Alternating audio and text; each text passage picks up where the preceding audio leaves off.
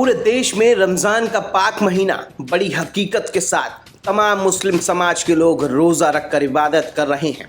वहीं भारतीय जनता पार्टी ने 32 लाख मुसलमानों को एक सौगात दी है। हालांकि बिहार में आम विधानसभा चुनाव भी जल्द होने वाले हैं। क्या है भाजपा का सौगात मोदी किट? चलिए इस खबर को आपको विस्तार से बताते हैं। दरअसल ईद के मौके पर भारतीय जनता पार्टी ने एक ऐसा कदम उठाया है जो अपने आप में ऐतिहासिक है। जी हां, मुस्लिम प्रेम। ईद के मौके पर भारतीय जनता पार्टी देश भर के गरीब मुसलमानों को बड़ी सौगात देने जा रही है। भारतीय जनता पार्टी ने देश भर के 32 लाख गरीब मुसलमानों को ईद के मौके पर सौगात मोदी किट देने की घोषणा की है।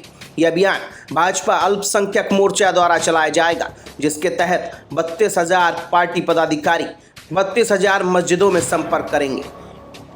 इस पहल का उद्देश्य गरीब मुस्लिम परिवारों को ईद की खुशियां मनाने में सहायता करना है।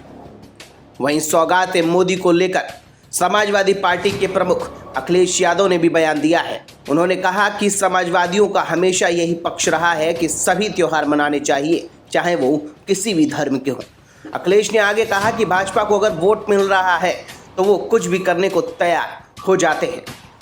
आपने कई मौकों पर देखा है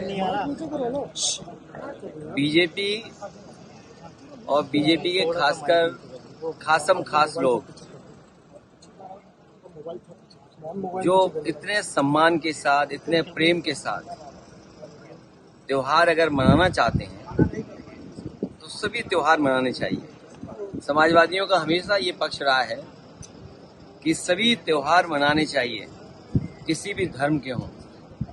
खुशी की बात है कि भारतीय जनता पार्टी अब मनाने लगी है बड़े पैमाने पर, और भारतीय जनता पार्टी वो दल है, उससे अगर एक वोट मिल रहा हो कुछ करने से तो वो तुरंत परफॉर्म कर देंगे मुझे। वहीं सौगात मोदी के बाद मुस्लिम धर्मगुरुओं की भी प्रतिक्रियाएं आने लगी हैं।